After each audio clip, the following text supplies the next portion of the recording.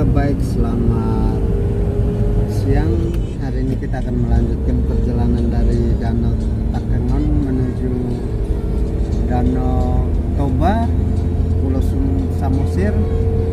Kita bersama Patut, beliau ada istirahat di belakang.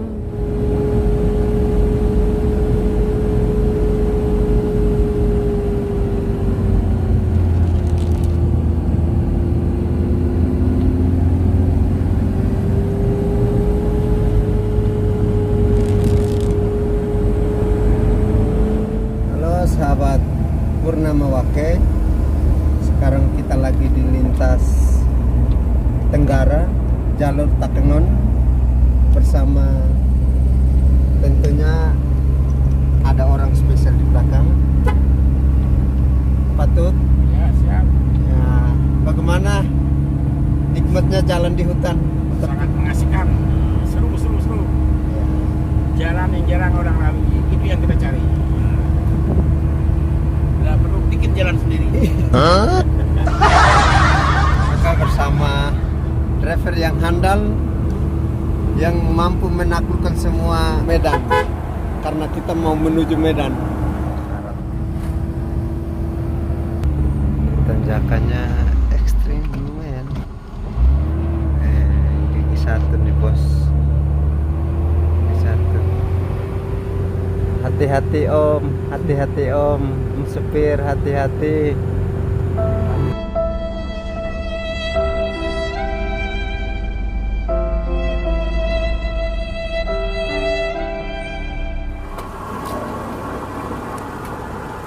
Kita telah membelah Bukit Katengon, sudah menuju Danau Toba.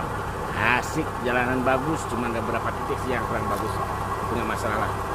Nah mungkin itu masuk jalan kayaknya baru nih kayaknya jalannya. Masih ada apa? Kalau bahasa Balinya encet dia, ya, jebol jalannya. Oke, tetap hati-hati siapapun yang lewat sini nantinya. Tapi jalannya asik banget. Oke, mari kita lanjutkan perjalanan. Aduh, gimana rasanya? Nah, tadi dia mau mandi, lihat sungai besar, tapi pas tidur, wah kasihan deh. Nggak bisa mandi dia. Kita udah mandi tadi. Salah berhenti di sini.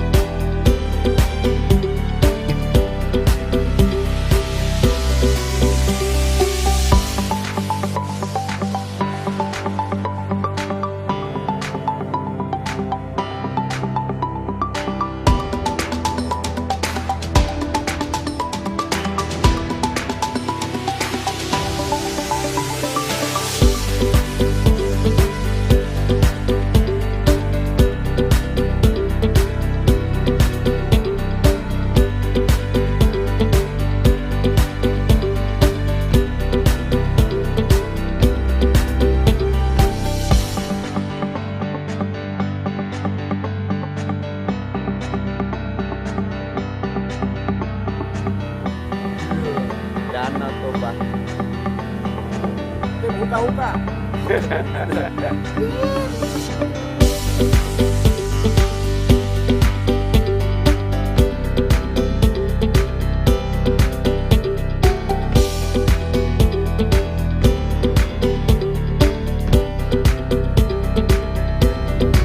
Udah nyampe di mana? Kita sekarang mungkin diprediksi dari Google Map sampai 20 menit lagi di Danau Toba. Oke, kita lanjutkan perjalanan. Tokado.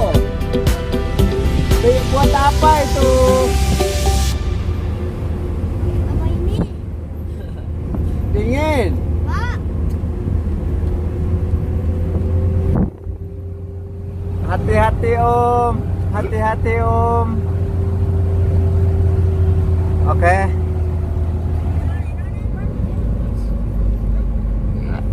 Kita akan menuju Samosir. Sebentar lagi, sobat Waki, Samosir ya. Ini sangat jauh dari Bali. Lumayan jauh dari Bali ini. Mungkin sekitar 3000 kilo dari Bali. Oke, lanjutkan perjalanan ini. Dan sepertinya kita harus membeli. Di sini harga Petalite 12.000.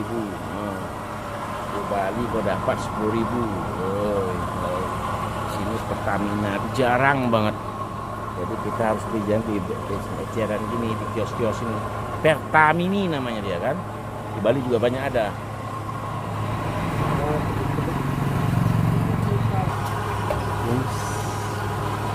Kita sampai di sini.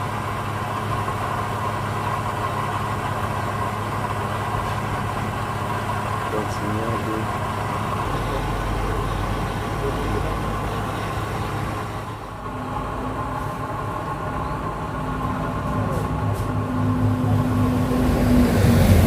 Karena dingin, jaketnya double. Dingin. Jaketnya double dingin.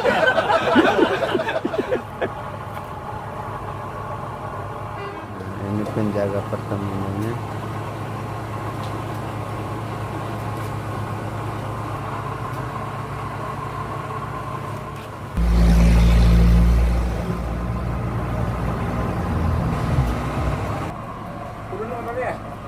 Boleh? Ya ya.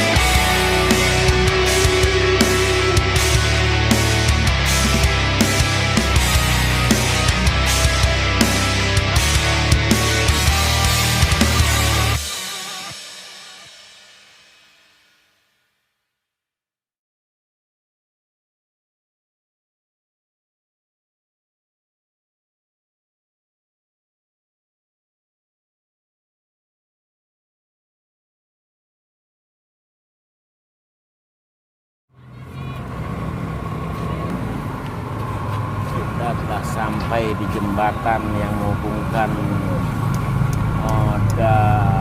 daratan satu dengan daratan yang lain, karena saya nggak tahu nama pulaunya apa itu, apa Pulau Samosir. kalau kata masyarakat sih salah, itu bukan Pulau Samosir, ada namanya lain lagi, nggak tahu saya itu. Coba kita cari lagi ya.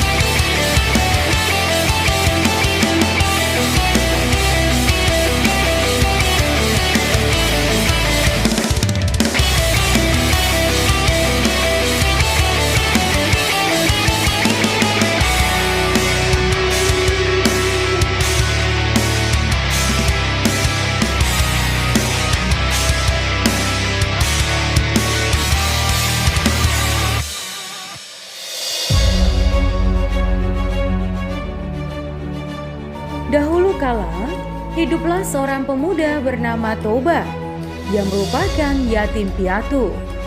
Sehari-hari dia bekerja sebagai petani dan sesekali mencari ikan di sungai yang berada tak jauh dari gubuknya. Hasil tangkapan ikan itu yang biasanya ia jadikan sebagai lauk untuk makan sehari-hari dan sisanya dijual ke pasar. Pada suatu hari, saat Toba memancing ke sungai, ia sangat berharap mendapat ikan besar agar bisa segera dimasak dan dijadikan lauk. Harapan Toba akhirnya terpenuhi, teman. Karena tak lama setelah melemparkan pancingnya ke sungai, mata kailnya disambar ikan. Ia melihat hal itu, Toba sangat gembira dan langsung saja menarik tali pancingnya.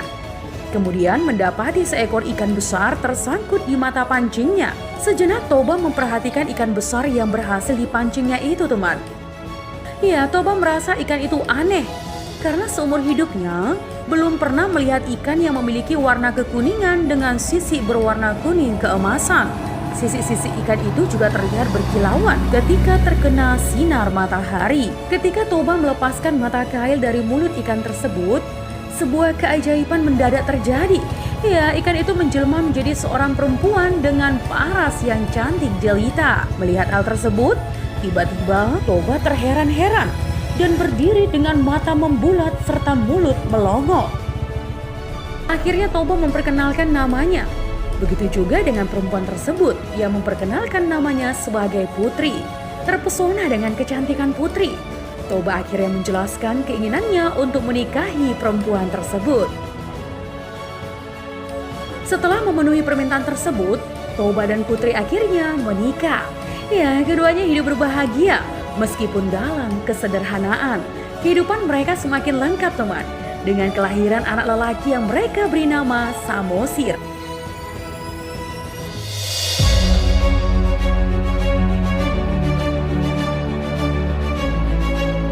Samosir tumbuh menjadi anak yang sehat dan kuat. Namun sayangnya, ia anak yang nakal dan pemalas. Ia kerjanya hanya tiduran saja di rumah. Ia juga tidak peduli atau ingin membantu ayahnya yang sibuk bekerja di ladang. Bahkan untuk sekedar mengantar makanan dan minuman untuk ayahnya pun, Samosir kerap menolak. Tak hanya itu, teman, Samosir juga memiliki nafsu makan yang besar. Jatuh makanan keluarganya untuk sehari bisa ia habiskan dalam sekali makan. Toba merasa harus bekerja lebih keras lagi untuk memenuhi keinginan makan anak lelakinya.